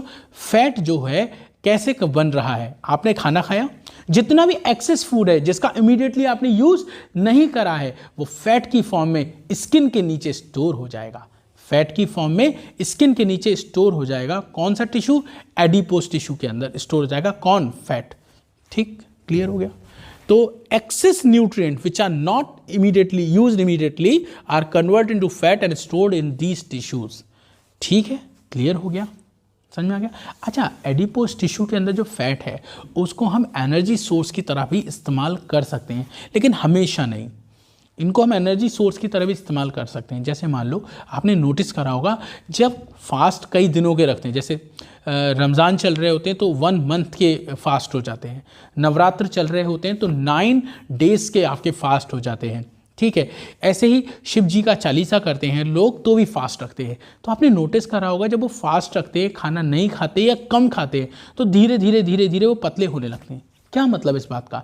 स्किन के नीचे जो फैट स्टोर है वो फैट यूज हो रहा है एज एनर्जी सोर्स। वो फैट क्या हो रहा है? यूज हो रहा है एज एनर्जी सोर्स, और उसका इस्तेमाल करके मेरे बच्चों उसका इस्तेमाल कर लिया जाता है और धीरे धीरे वो फैट आपका कंज्यूम होने लगता है और आप पतले होते जाते हो। क्लियर हो गई मेरी बात? आगे बढ़े तो आप क्या बताओगे? जो फैट स्टोर है हमारी स्किन के नीचे उसको हम एनर्जी सोर्स की तरह भी इस्तेमाल कर सकते हैं, एक चीज। दूसरा, फैट का क्या रोल है हमारे में? देखो, जो एडिपोज टिश्यू के अंदर फैट है ये एक्सटर्नल प्रेशर से भी बचा सकता है।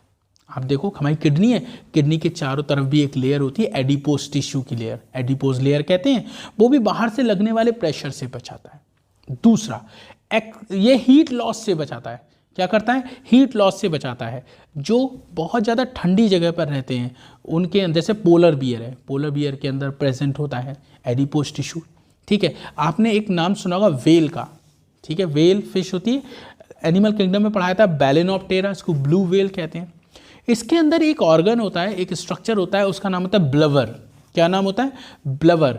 ब्लवर के अंदर एडिपोज टिश्यू होते हैं जो फैट स्टोर करके रखते हैं, जो हीट लॉस से इसे बचाते हैं। आपने कैमल का नाम सुना होगा, कैमल में इस तरह से हम्प होता है, उसमें भी फैट स्टोर होता है, ठीक है। उसके अलावा आपने न्यूबॉर्न बेबी देखा है, न्यूबॉर्न बेबी के अंदर भी ये फैट प्रेजेंट होता है और हीट लॉस से बचाता है। मतलब आपके बॉडी के अंदर हीट को मेंटेन रखने में भी हेल्प करता है। अगर आपने वो देखी होगी ना, थर्मल बॉटल्स होती हैं, मिल्टन की बॉटल आती है जिसमें पानी रख लो गर्म तो कई घंटों तक गर्म बना रहता है, और ठंडा रख दो तो ठंडा बना रहता है। मतलब बाहर की हीट का या बाहर के टेम्परेचर का उस बॉटल के अंदर होने वाली चीज़ पर कोई असर नहीं होता, ना तो अंदर की हीट बाहर जा रही है ना बाहर की हीट अंदर आ रही है, ठीक है। तो वो एक इंसुलेटर बॉटल है। इसी तरह से जो एडिपोज टिश्यू होते हैं ये भी इंसुलेशन का काम करते हैं, हीट लॉस से बचाते हैं। तो फैट को हम एनर्जी सोर्स की तरह इस्तेमाल कर सकते हैं, फैट एक्सटर्नल शॉक से बचा सकता है, फैट हीट लॉस से बचा सकता है, मतलब इंसुलेटर की तरह काम कर सकता है, ठीक है। मैं जितने एक्स्ट्रा पॉइंट बताता हूँ आप पॉज करके लिख सकते हैं, लेकिन ये वो हैं जो एनसीईआरटी के हैं, ठीक। आगे बढ़ते हैं। अब लूज कनेक्टिव टिश्यू के डेंस, डेंस दो तरह के, रेगुलर, इरेगुलर। डेंस का मतलब फाइबर और सेल्स कॉम्पैक्टली डेंसली अरेंज्ड हैं या कॉम्पैक्टली अरेंज्ड हैं। अगर एक पैटर्न में है, फिक्स पैटर्न में, तो रेगुलर, और पैटर्न में नहीं है बस डेंसली पैक्ड है तो इरेगुलर। रेगुलर से क्वेश्चन आता है, देखो इसके दो एग्जाम्पल हैं, एक है टेंडन्स और एक है लिगामेंट। क्या है मेरे बच्चों? टेंडन्स और लिगामेंट। टेंडन का काम क्या है? बोन से मसल को जोड़ना। देखो ये हमारी बोन्स है, इससे देखो बहुत सारी मसल जुड़ी हुई हैं, ये हमारी जो बोन्स है, हाथ की बोन्स है, इनसे बहुत सारी मसल जुड़ी हुई हैं। और कौन जोड़ेगा इन दोनों को? ये बोन है, ये मसल है, कौन जोड़ेगा? तो इनको जोड़ेगा कौन? टेंडन। तो tendon connects bone to muscle, और एक बोन ये है, एक बोन ये, दोनों बोन को आपस में भी कनेक्ट करना है, तो कौन जोड़ेगा? लिगामेंट। तो आपको याद रखना है बोन टू बोन और बोन टू मसल, ठीक है। कैसे याद रखेंगे? बोन टू बोन के लिए कौन जिम्मेदार है? आप बताओगे लिगामेंट। और बोन टू मसल के लिए कौन जिम्मेदार है? आपके टेंडन।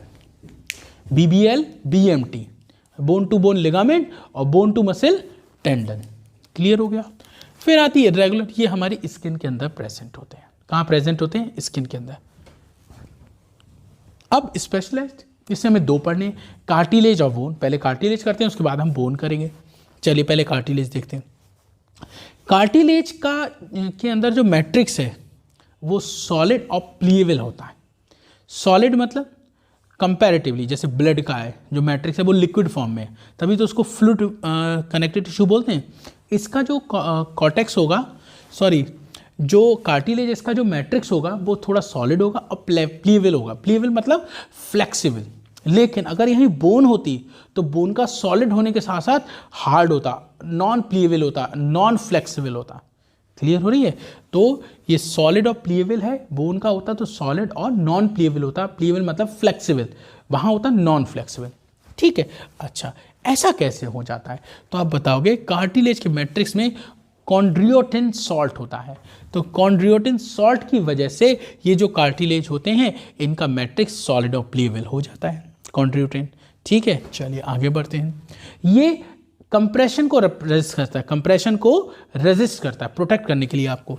उसके बाद कॉन्ड्रियोसाइट एक सेल है जो कार्टिलेज को की एक्टिव सेल्स होती हैं। देखो मैं यहाँ पे 3 सेल के नाम बोल रहा हूँ। एक है कॉन्ड्रियोसाइट, कार्टिलेज की एक्टिव सेल। एक होती है कॉन्ड्रियोब्लास्ट, ठीक है, क्या नाम होता है? कॉन्ड्रियोब्लास्ट, ये कार्टिलेज को बनाने वाली सेल है, ठीक है। एक होती है कॉन्ड्रियोक्लेस्ट, ये कार्टिलेज को डिस्ट्रॉय करने वाली सेल है। देखो 3 सेल्स होती हैं। कार्टिलेज की active cell chondrocyte, cartilage forming cell chondroblast, क्या नाम? कॉन्ड्रियोब्लास्ट क्या है? Cartilage forming cell. और कार्टिलेज डिस्ट्रॉइंग सेल, उसको डिस्ट्रॉय कौन करेगा?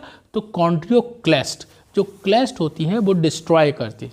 अगर यही बात हम बोन की कर रहे होते ना, तो बोन की एक्टिव सेल हो जाती है osteocyte, forming cell osteoblast, destroying cell osteoclast. बस वहाँ पे ऑस्टियो वर्ड लगाते और यहाँ पे कॉन्ड्रियो वर्ड लगा रहे हैं। क्लियर हो गई बात? अच्छा, जब आप इसका मैट्रिक्स देखोगे ना, कार्टिलेज का मैट्रिक्स या बोन का मैट्रिक्स देखोगे तो छोटे छोटे चैम्बर्स दिखाई देंगे। जब इन दो, भाई देखो सॉलिड है, मैट्रिक्स ऐसा है सॉलिड, तो इसके अंदर छोटे छोटे चैम्बर दिखाई देंगे। उन चैम्बर का नाम होता है लेक्यूना। क्या नाम होता है? लेक्यूना। एक लेक्यूना में 1 से लेकर 4 तक 1 to 4 कॉन्ड्रियोसाइट प्रेजेंट। देखो कार्टिलेज, उसका मैट्रिक्स में छोटे छोटे चैम्बर का नाम है लेक्यूना, और उस लेक्यूना के अंदर क्या मिलेगा? आपको सेल मिलेगी जिसका नाम है कॉन्ड्रियोसाइट। अगर ये कार्टिलेज है तो 1 से लेकर 4 तक, और अगर ये बोन है तो 1 से लेकर 4 तक हम नहीं बोलेंगे, सिंगल होगी, और वहाँ कॉन्ड्रियोसाइट नहीं ऑस्टियोसाइट होगी। क्या बताओगे? फिर से सुन लो। लेक्यूना मैट्रिक्स के अंदर के चैम्बर हैं, बोन में भी होते हैं, कार्टिलेज में भी होते हैं। कार्टिलेज में एक चैम्बर में 1 से लेकर 4 कॉन्ड्रियोसाइट, और बोन में सिंगल ऑस्टियोसाइट प्रेजेंट होती है। फिर ये कुछ टाइप्स दे रखे हैं। कार्टिलेज 3 टाइप के यहाँ पे दिखाए हैं मैंने। देखो एक चीज़, इसको बताने से पहले एक चीज़ और बता दूँ। एम्ब्रियोनिक स्टेज में जब हमारा डेवलपमेंट हो रहा होता है, हम मदर की बॉडी के अंदर होते हैं, तो हमारी जितनी बोन्स होती हैं वो सब कार्टिलेजनस होती हैं, सॉफ्ट बोन होती हैं, ठीक है। धीरे धीरे वो हार्ड होने लगती हैं और वो हार्ड बोन में कन्वर्ट हो जाती हैं।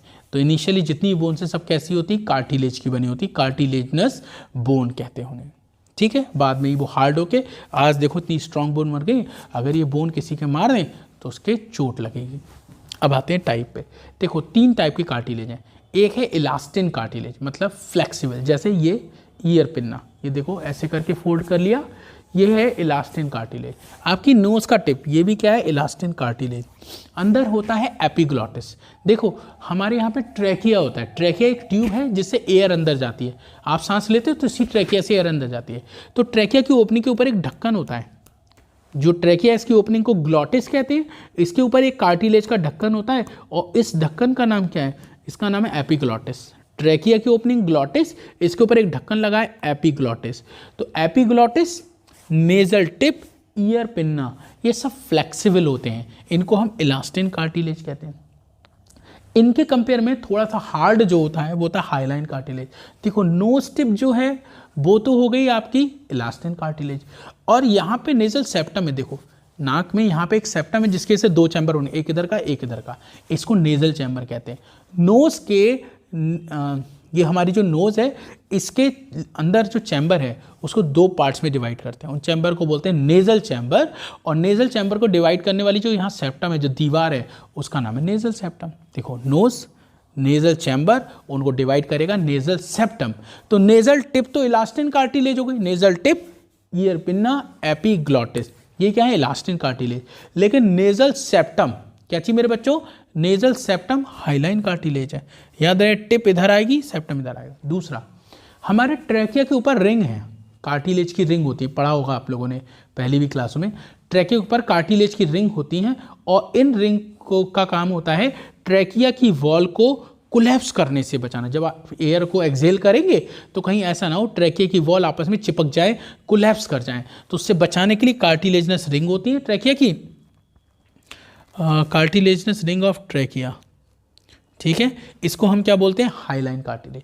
तो ये कार्टिलेजनस रिंग हुई या नेजल सेप्टम हुआ, ये सब क्या है, हाईलाइन कार्टिलेज। एक चीज़ और देखो, जब दो बोन जुड़ती हैं, एक बोन ये एक बोन ये आपस में जुड़ती हैं, तो इनका जहाँ ज्वाइंट बन रहा होता है वहाँ पर ही, इस जगह पे और इस जगह, फिर से देखो एक बोन ये है एक बोन ये है, इनको जोड़ना है, इनको अटैच करना है, तो ये वाली सरफेस इस वाली सरफेस से ही तो अटैच होगी। तो इन दोनों सरफेस को हम बोलते हैं आर्टिकुलेटिंग सरफेस। क्या बोलते हैं, आर्टिकुलेटिंग। आर्टिकुलेटिंग का मतलब जुड़ना, अटैच होना। तो आर्टिकुलेटिंग सरफेस पर भी कार्टिलेज होते हैं। बोन्स की आर्टिकुलेटिंग सरफेस पर कार्टिलेज होता है, कौन सा, हाईलाइन कार्टिलेज। तो एक और एग्जांपल बता दिया मैंने, देखो, articulating surface of bones are made up of hyaline cartilage.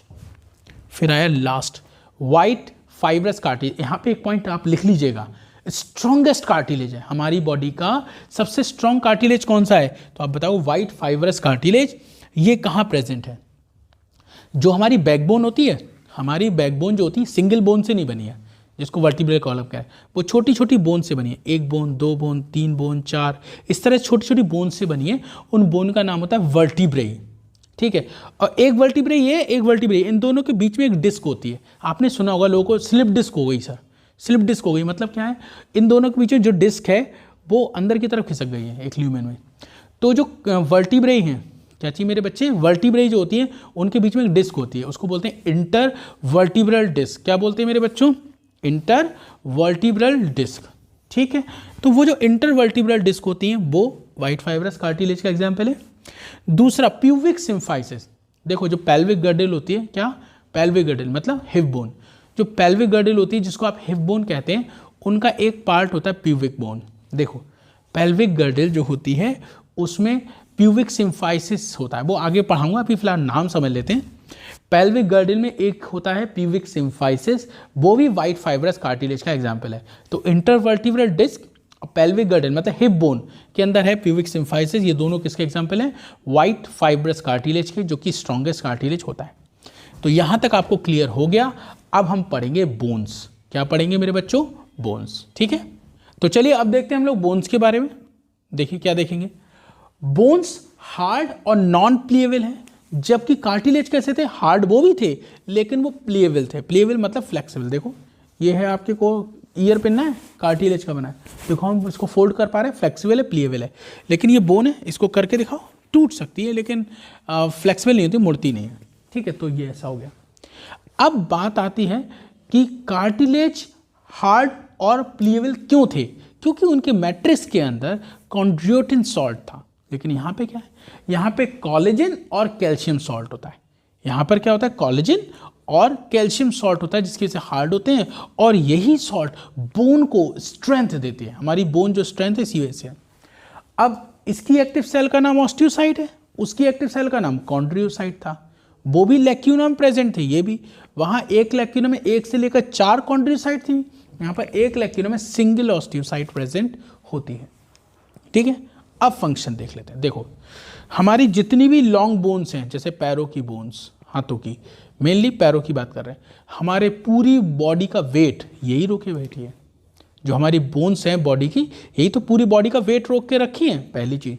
दूसरा, इन्हीं बोन्स की वजह से हमारा पूरा स्केलेटन बना है, ये हमारी बॉडी को शेप दे रहा है और सपोर्ट दे रहा है। तो शेप देना, सपोर्ट देना इसका काम हो गया बोन्स का।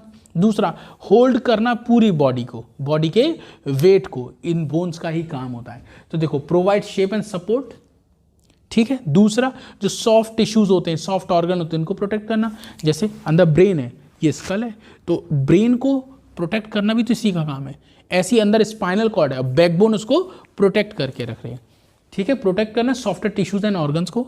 और जो हमारी लिम्ब बोन्स होती हैं, वो पूरी बॉडी का वेट झेलती हैं, वही बियर करती हैं, ठीक है। उसके अलावा हमारी जो लॉन्ग बोन्स होती है, जैसे पैरों की बोन, हाथों की बोन, जो लॉन्ग बोन्स होती है उन्हें बोन मैरो होता है, और जो बोन मैरो होता है वो ब्लड सेल्स बनाती है, आरबीसीज, डब्ल्यूबीसीज, प्लेटलेट्स। इन सबको बनाने की जिम्मेदारी किसकी होती है, बोन मैरो की, ठीक है। ये हो गया स्पेशलाइज्ड कनेक्टिव टिश्यू। अब बचा ब्लड। ब्लड में आपको सर्कुलेटरी सिस्टम में पढ़ाऊंगा इन डिटेल, ठीक है। चलिए अब हम बात करते हैं मस्कुलर टिश्यू की। देखो एपिथेलियल हो गया, कनेक्टिव हो गया, अब दो बचे मस्कुलर और न्यूरल। तो मस्कुलर भी अभी कवर करेंगे और न्यूरल भी कवर करेंगे, ठीक है। मस्कुलर टिश्यू किसका बना है? मसल फाइबर का। मसल फाइबर को हम मसल सेल भी कहते हैं। क्या कहते हैं? मसल सेल, ठीक। हमारा जो मस्कुलर टिश्यू वो किसका बना है? मसल सेल का, जिनको हम मसल फाइबर कह रहे हैं। और हर एक मसल फाइबर के अंदर कई सारे मायोफाइब्रिल्स होते हैं। क्या होते हैं? मायोफाइब्रिल। इसको भी हम आगे जाके पढ़ने वाले हैं लोकोमोशन वाले चैप्टर में। फिलहाल बेसिक चीज़ें अभी यहाँ पढ़ लेते हैं। क्या देखेंगे? मसल फाइबर, और मसल फाइबर के अंदर बहुत सारे मायोफाइब्रिल्स होते हैं। और इनकी खास बात क्या होती है? ये कॉन्ट्रैक्ट और रिलैक्स करते हैं। जैसे आप अपने हाथ को की मसल को कॉन्ट्रैक्ट कर सकते हो, रिलैक्स कर सकते हो, कॉन्ट्रैक्ट कर सकते हो, रिलैक्स कर सकते हो। इसी वजह से तो मूवमेंट होता है। देखो ये मेरी नेक मूव कर रही है, तो कहीं की मसल कॉन्ट्रैक्ट हो रही है, कहीं की रिलैक्स हो रही है। मैं चल रहा हूँ तो कभी कॉन्ट्रैक्ट हो रही है, कभी रिलैक्स हो रही है, तभी तो हम लोकोमोशन कर पा रहे हैं। तो ये मसल रिस्पॉन्सिबल है मूवमेंट के लिए, लोकोमोशन के लिए, ठीक है ना। अब ये मसल कितने टाइप की हैं? देखो हमारे पास 3 टाइप की मसल्स होती हैं। एक वो जो हमारे स्केलेटन से जुड़ी हैं, हमारी बोन से जुड़ी हैं, उनको स्केलेटल मसल कहते हैं। एक वो जो हमारे इंटरनल ऑर्गन में प्रेजेंट है, इंटरनल ऑर्गन को हम विसरल ऑर्गन कहते हैं, इसीलिए इन मसल का नाम होता है विसरल मसल। क्या नाम होता है मेरे बच्चों? Visceral muscle. बात समझ रहे हो ना मेरी? जो विसरल मसल है वो इंटरनल ऑर्गन में प्रेजेंट है। जो विसरल मसल हैं वो इंटरनल ऑर्गन के अंदर प्रेजेंट होती हैं, विसरल मसल। तो उनको हम विसरल मसल या स्मूथ मसल कहते हैं। एक और होती है जो सिर्फ और सिर्फ हार्ट में प्रेजेंट होती हैं, उनको हम बोलते हैं कार्डियक मसल। तो चलिए one by one in muscle के बारे में देखते हैं। सबसे पहले बात करेंगे स्केलेटल मसल। ये हमारी वॉलेंट्री मसल है, हमारी इच्छा से काम करती हैं। जैसे मेरा हाथ है, हाथ की जो बोन्स हैं, इन बोन से जो मसल जुड़ी है, जो आपको दिख रही है ना, ये वाली मसल, बाइसेप्स वाली, ट्राइसेप्स वाली, फोर आर्म्स की मसल, ठीक है, शोल्डर मसल, ठीक है, लेग्स की मसल, ये सब क्या है? स्केलेटल मसल है कि स्केलेटन से जुड़ी हुई हैं और ये हमारी इच्छा से काम करती है। जैसे मैं अपनी नेक से कहूँ मूव करो, कर रही है। हाथ से कहता हूँ मैं उठ जाओ, उठ गया, बैठ जाओ, बैठ गया। लेफ्ट, राइट, अप, डाउन, कैसे भी हम मूवमेंट करा सकते हैं। ये हमारी विल पर डिपेंड करता है, हमारी इच्छा पे डिपेंड करता है, इसलिए इनको हम वॉलेंट्री कहते हैं। लेकिन अगर यही स्मूथ मसल होती तो कहाँ होती? हमारे इंटेस्टाइन में, हमारे स्टमक में। हम कहते हैं इंटेस्टाइन से, बेटा इंटेस्टाइन जरा थोड़ा घूमना, क्या घूमती? स्टमक से कहते जरा ऊपर उठो, तो वो नहीं होता, क्योंकि स्टमक और इंटेस्टाइन में विसरल मसल हैं, वो इनवॉलेंट्री हमारी इच्छा से काम नहीं करती। ऐसी कार्डियक मसल भी इनवॉलेंट्री होती है, वो भी हमारी इच्छा से काम नहीं करती। कहाँ मिलेंगी? हार्ट में। अब अगर मैं हार्ट से कहूँ हार्ट स्टॉप करो बीट करना, तुरंत हार्ट क्या? अब बुद्धि खराब है, मर जाएगा तू, मैंने स्टॉप कर दिया। तो बात समझ में आ रही है? तो हार्ट इनवॉलेंट्री है, अपने हिसाब से चलता है, अपनी एक रिदम है उसकी, उस रिदम में चलता है। तो मुझसे कहो रुक जाओ, तेज हो तो ना ना ना ना, स्टॉप तो होएगा ही नहीं, ठीक है ना। चलो मतलब होएगा, आपकी मर्जी से नहीं होगा। जब वो स्टॉप होगा तुम स्टॉप हो चुके हो, खर्च हो जाओगे, ऊपर वाले पास पहुंच जाओगे, ठीक है। तो इनकी बात करते हैं। स्केलेटल मसल कैसी है? वॉलेंट्री है। जब इनका स्ट्रक्चर देखोगे, मैं स्ट्रक्चर बना के दिखाता हूँ। जब स्केलेटल मसल हम देखते हैं तो ये इस तरह का सिलेंड्रिकल स्ट्रक्चर की फॉर्म में दिखाई देती हैं। बहुत सारी मसल्स होती हैं, पैरेलली अरेंज होती है, 1 2 3 4, इस तरह से बहुत सारी मसल। जैसे एक ये है, फिर एक इसके बराबर में, फिर एक इसके बराबर में, फिर इसके बराबर में, ऐसे करके ये पैरेलली अरेंज होती चली जाती हैं स्केलेटल मसल। सिलेंड्रिकल शेप की होती है, इसमें बैंड्स प्रेजेंट होते हैं, लाइट बैंड और डार्क बैंड, ठीक है। कौन कौन से मसल, कौन से बैंड प्रेजेंट होते हैं? लाइट बैंड और डार्क बैंड, ठीक है। ये आपको डिटेल पढ़ने को मिलेगी लोकोमोशन वाले में, फिलहाल अभी बेसिक समझते हैं। तो यहाँ पे लाइट और डार्क बैंड होते हैं। ये देखो, ये डार्क बैंड है और ये वाइट वाला देखो लाइट बैंड है, ठीक। तो लाइट और डार्क बैंड कुछ इस तरह से अरेंज होते हैं, एक डार्क बैंड है, एक लाइट बैंड है, मतलब ये एक दूसरे को ओवरलैप कर रहे होते हैं। और इस अरेंजमेंट को हम बोलते हैं क्रॉस स्ट्रिएशन। क्या बोलते हैं? Cross striation. इसीलिए इन मसल को स्ट्रिएटेड मसल कहते हैं। क्या बोलते हैं? Striated muscle. और इसमें लग रहा है स्ट्रिप्स बन गई हैं, लाइट स्ट्रिप बन गई, dark strip, light strip, dark strip, तो इनको हम स्ट्रिप्ड मसल भी कहते हैं। तो ये वॉलेंट्री मसल है, ये स्ट्रिएटेड मसल्स हैं, ठीक है। स्केलेटन से जुड़ी इसलिए स्केलेटल, स्ट्रिप्स बन गई इसलिए स्ट्रिप्ड मसल, और ये सिंसिशियल होती है। याद करो, एस्केलमेंथिस पढ़ाया था मैंने आपको, सिंसिशियल का मतलब बताया था। मतलब इसमें एक ही में बहुत सारे न्यूक्लियस होंगे, लेयर में, एक ही लेयर में बहुत सारे न्यूक्लियस होंगे, बीच में सेप्टम नहीं होंगे, ठीक है। साइटोप्लाज्म सब कुछ फ्यूज्ड होगा, तो वो यहाँ पे साइटोप्लाज्म फ्यूज्ड होता है, कई सारे न्यूक्लियस दिखाई देते हैं, बीच में सेप्टम नहीं होते। तो क्वेश्चन पूछे सिंसिशियल कौन सी है, तो स्केलेटल मसल। इसमें बहुत सारे न्यूक्लियस होंगे। क्या होंगे मेरे बच्चों? बहुत सारे न्यूक्लियस, इसीलिए क्या बोला है? Multi nucleated. तो क्या क्या समझ में आया? वॉलेंट्री है, स्ट्रिएटेड मसल्स है, इसकी सिंसिशियल नेचर की होती है, ये बोन से अटैच्ड होती है इसलिए स्केलेटल मसल, सिलेंड्रिकल शेप्ड होती है। उसके बाद बहुत सारे न्यूक्लियस हैं, स्ट्रिप दिख रही स्ट्रिप मसल हैं, जैसे एग्जांपल बाइसेप्स की मसल, ट्राइसेप्स की मसल, शोल्डर मसल, नेक मसल, ये सब कौन सी में आएंगी? स्केलेटल मसल, जो स्केलेटन से हैं और ये आपकी इच्छा से मूव कर सकती हैं। फिर बात करते हैं स्मूथ मसल की। इन्हीं स्मूथ मसल को हम विसरल मसल कहते हैं, क्योंकि विसरल ऑर्गन में होती हैं। विसरल ऑर्गन मतलब इंटरनल ऑर्गन, जैसे हमारे स्टमक में होगी, हमारे इंटेस्टाइन में होगी, हमारी ब्लड वेसल के अंदर होगी। ठीक है, ब्लड वेसल में कहाँ होती है? ये क्वेश्चन आ सकता है। तो आर्टरी और वेन, इसमें 3 लेयर होती हैं, tunica externa, tunica media, tunica interna. तो इनकी जो मीडिया वाली है, ट्यूनिका मीडिया, उसके अंदर मसल देखने को मिलेंगे। उसके बाद भाई ये कैसी लगती हैं? ये फ्यूसीफॉर्म होती हैं। फ्यूसीफॉर्म मतलब स्पिंडल शेप। स्पिंडल शेप का मतलब इस तरह से, स्पिंडल शेप का मतलब होता है किनारे पर टेपर्ड और बीच में स्वेलन, बीच में बड़ी दिखाई दे रही हो और किनारे पर नुकीली दिख रही हो, टेपर्ड एंड्स पर और बीच में स्वेलन हो, तो इसको हम स्मूथ मसल कहते हैं। क्या कहते हैं मेरे बच्चों? Smooth muscle. ठीक है, ये इनवॉलेंट्री नेचर की होती है, मतलब आपकी इच्छा से काम नहीं करती। ये नॉन स्ट्रिएटेड होती हैं, अनस्ट्रिप्ड होती हैं। क्यों भाई नॉन स्ट्रिप्ड अनस्ट्रिप्ड क्यों है? क्योंकि इसमें ये लाइट और डार्क बैंड नहीं है, तो उनका वो ओवरलैपिंग वाला अरेंजमेंट भी नहीं है, तो नॉन स्टीरेटेड हो गई। और जब ये बैंड ही नहीं है तो इसमें स्ट्रिप्स कहाँ से दिख रही है? कोई स्ट्रिप नहीं, इसमें दिख रही है black strip, white strip, black और वाइट दिख रही है, तो ये नॉन स्ट्रिप्ड अनस्ट्रिप्ड मसल हो गई। ये फ्यूसीफॉर्म है, या तो फ्यूसीफॉर्म बोल दो या स्पिंडल शेप बोल दो। इसका मतलब आपसे पूछे तो क्या बताओगे? Tapered and with swollen mid, mid में स्वेलन होगा और किनारे पे ये टेपर्ड होगा। उसके बाद सिंगल न्यूक्लियस है, मतलब यूनी न्यूक्लिएटेड। ठीक है, विसरल मसल कहते हैं। स्टमक, इंटेस्टाइन, ब्लड वेसल में या इंटरनल ऑर्गन में हमारी ये दिखेंगी। ठीक है, बस याद रखना इनवॉलेंट्री है। ऐसे ही अब आते हैं कार्डियक मसल पे। कार्डियक मसल कैसी होती है? कार्डियक मसल भी इनवॉलेंट्री हैं। कार्डियक मसल भी कैसी? इनवॉलेंट्री। मैं बना के दिखाता हूँ, देखो।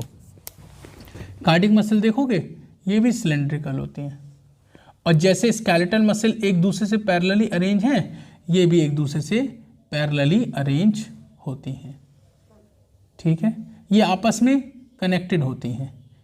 ठीक है, ब्रांच्ड होती हैं। तो मैं यहाँ पे लिख देता हूँ, ये कैसी होती हैं? ब्रांच्ड। कैसी होती हैं? ब्रांच्ड मसल होती हैं। इनमें कहीं ब्रांच दिख रही नहीं, लेकिन इसमें ब्रांच होती है। फिर यहाँ पर आपको क्या देखने को मिलेगा? आप देखोगे यहाँ पे इस तरह से इसमें भी बैंड है, डार्क बैंड और लाइट बैंड, और क्रॉस स्टीरेशन इसमें भी देखने को मिलेगा, इसीलिए इनको हम स्ट्रिएटेड मसल कहते हैं। इनको हम स्ट्रिप्ड मसल भी कह सकते हैं, बिल्कुल भाई। इनवॉलेंट्री है, मतलब स्मूथ मसल की तरह काम कर रही है। स्ट्रिएटेड है, मतलब देखने में स्केलेटल की तरह। तो देखो, देखने में स्केलेटल की तरह और काम करने में विसरल मसल की तरह। ठीक है, इनमें एक डिस्क है और इस डिस्क का नाम क्या है? आप बताओगे इंटरकैलेटेड डिस्क। क्या नाम मेरे बच्चों? इंटरकैलेटेड डिस्क है। इंटरकैलेटेड डिस्क क्या होती है? ये कम्युनिकेशन जंक्शन होता है। क्या होता है? Communication junction. किस तरह का कम्युनिकेशन जंक्शन है? जैसे ही एक मसल, ये बहुत सारी मसल्स हैं जो आपस में इंटरकनेक्टेड रहती हैं। ये बहुत सारी मसल्स हैं जो आपस में इंटरकनेक्टेड रहती हैं। एक मसल को भी अगर सिग्नल मिलेगा तो सारी मसल एक सिंगल यूनिट की तरह कॉन्ट्रैक्ट होगा। ठीक है, जैसे मान लो दोस्त लोग हैं बहुत सारे, सब एक उनका ग्रुप है, एक को तुमने थप्पड़ मारा तो सबको बुरा लगेगा, एक को तुमने खुश किया तो सब खुश हो जाएंगे। ठीक है ना? तो कहने का मतलब क्या है? जो इंटरकैलेटेड डिस्क है वो कार्डियक मसल में होती है। फिर से सुनिए, कार्डियक मसल कहाँ होती है? Only in heart. Cardiac muscle कहाँ प्रेजेंट होती है? हार्ट में प्रेजेंट है और कहीं नहीं होगी, पहला पॉइंट। दूसरा, देखने में स्केलेटल की तरह, मतलब स्ट्रिएटेड स्ट्रिप्ड मसल है, और काम करने में विसरल की तरह, मतलब इनवॉलेंट्री नेचर की है। ये ब्रांच है, बाकी दोनों में से कोई ब्रांच नहीं है। इसमें इंटरकैलेटेड डिस्क है, बाकी दोनों में से किसी में नहीं है। ये सिलेंड्रिकल शेप है, हाँ ये सिलेंड्रिकल शेप है इसकी तरह। अच्छा, उसके बाद इनके बीच में जो इंटरकैलेटेड डिस्क है वो एक कम्युनिकेशन जंक्शन है। किस तरह का कम्युनिकेशन? अगर एक मसल को आप सिग्नल देंगे, स्टिमुलस देंगे, तो वो सब में स्प्रेड हो जाएगा और सारी मसल एक साथ कॉन्ट्रैक्ट होंगी, एक साथ रिलैक्स होंगी। ठीक है, यूनिट मसल की तरह काम करेगी। तो देखो, कम्युनिकेशन जंक्शन है। At some point fusion point allow the cell to contract as a unit. ये वाली बात समझ में आ गई। एग्जाम्पल नहीं लिखा मैंने, यहाँ लिख देता हूँ मैं, हार्ट में प्रेजेंट होती है। क्लियर हो गया। तो यहाँ पर हमारा मस्कुलर टिश्यू कंप्लीट। अब हम बात करेंगे न्यूरल टिश्यू की। न्यूरल टिश्यू कौन से होते हैं? जो हमारा नर्वस सिस्टम बनाते हैं। न्यूरल टिश्यू कौन से होते हैं? जो हमारा नर्वस सिस्टम बनाते हैं। कौन है नर्वस सिस्टम की यूनिट? उसका नाम है न्यूरॉन। न्यूरॉन को क्या बोलते हैं? यूनिट। न्यूरॉन को क्या बोलते हैं? Unit of nervous system. Unit of nervous system. Nervous system में 3 चीजें होती हैं, आपका ब्रेन, आपका स्पाइनल कॉर्ड और ढेर सारी नर्व्स, और इन तीनों को बनाने के लिए न्यूरॉन जिम्मेदार है। और न्यूरॉन को चारों तरफ से प्रोटेक्ट करने के लिए, उसको सपोर्ट करने के लिए कौन है? Neuroglial cells. कौन है मेरे बेटे? Neuroglial cell. ये भी कई टाइप की होती हैं, जैसे माइक्रोसाइट, ओलिगोडेंड्रोसाइट, ठीक है, एस्ट्रोसाइट। ये 3 टाइप की आपकी न्यूरोग्लियल सेल होती हैं, माइक्रोसाइट, ओलिगोडेंड्रोसाइट और एस्ट्रोसाइट। इन तीनों में सबसे इंपॉर्टेंट ओलिगोडेंड्रोसाइट है, जिससे क्वेश्चन आया था, वो भी थोड़ी देर में बताऊंगा। न्यूरोग्लियल सेल न्यूरॉन के चारों तरफ प्रेजेंट होंगी, उसको प्रोटेक्ट करेंगी, उसको सपोर्ट करेंगी। और टोटल न्यूरल टिश्यू की अगर हम बात करें तो हाफ से भी ज़्यादा, मोर देन हाफ, आपका न्यूरोग्लियल वाला पार्ट होता है। और ये रिस्पॉन्सिबल होता है न्यूरल कंट्रोल एंड कोऑर्डिनेशन के। ये पूरा न्यूरल टिश्यू, देखो एक बात समझो, हमारी बॉडी में जितनी भी एक्टिविटी होती है वो 2 सिस्टम से कंट्रोल होती हैं, एक न्यूरल सिस्टम और एक केमिकल सिस्टम। केमिकल सिस्टम में हम हार्मोनल सिस्टम की बात करते हैं। ऐसा ही प्लांट में भी होता है, लेकिन 2 सिस्टम नहीं होते। देखो, हमारी बॉडी की एक्टिविटी को कंट्रोल एंड कोऑर्डिनेशन को 2 सिस्टम कंट्रोल करते हैं, न्यूरल और हार्मोनल। हार्मोनल को हम केमिकल सिस्टम भी कहते हैं। लेकिन प्लांट्स में सिर्फ केमिकल यानी हार्मोनल सिस्टम होता है, उनमें न्यूरल सिस्टम नहीं होता। Neural system is faster than the chemical और हार्मोनल सिस्टम। मतलब न्यूरल सिस्टम फास्ट काम करेगा in compare to hormonal system के। मेरे ख्याल से इतनी बात समझ में आ गई होगी। आगे बढ़े, चलिए। तो ये न्यूरल कंट्रोल के लिए जिम्मेदार होता है न्यूरल टिश्यू। अब उस न्यूरल टिश्यू, उस न्यूरॉन का नाम, वो स्ट्रक्चर दिखा देते हैं। चलिए बनाएं, शुरू करें। देखिए न्यूरल टिश्यू का स्ट्रक्चर बनाता हूँ। देखिए न्यूरल टिश्यू में ये जो पहली चीज बना रहा हूँ, इसका नाम है साइटॉन। वैसे तो नर्वस सिस्टम में हम इसे पढ़ेंगे डिटेल में, कोई दिक्कत ही नहीं, इसके टाइप्स वगैरह सब देखेंगे। ये जो स्ट्रक्चर बना रहा हूँ, ये है आपका न्यूरॉन। क्या नाम है? न्यूरॉन, या इसको हम नर्व सेल कहते हैं। ठीक है, इसका सबसे पहला पार्ट ये वाला, इसको साइटॉन कहते हैं, सोमा कहते हैं, सेल बॉडी कहते हैं और पेरिकैरियन कहते हैं। कई सारे नाम हैं। फिर इससे कई सारी ब्रांचेस निकलती हैं, इस तरह से कई सारी इस तरह से ब्रांचेस निकलती हैं। इन ब्रांचेस का नाम होता है डेंड्रॉन। क्या नाम होता है? डेंड्रॉन। और एक बड़ी सी ब्रांच निकलती है, उसका नाम होता है एक्सॉन। तो साइटॉन से कई छोटी छोटी ब्रांच निकली, डेंड्रॉन, और एक बड़ी सी ब्रांच निकली एक्सॉन।